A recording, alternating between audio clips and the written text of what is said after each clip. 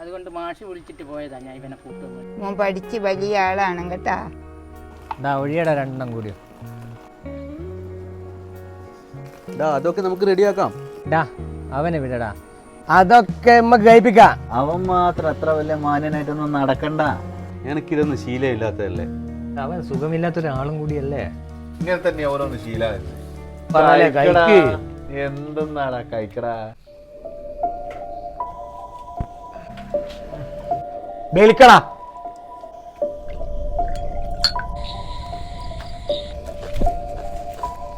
എടാ ഹരി അവിടെ വീണ്.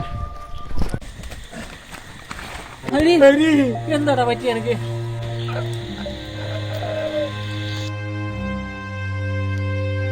അയ്യോ എന്റെ മോനെ.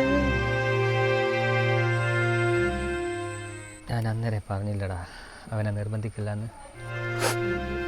ഇവിടെ വെച്ച് നിർത്താം.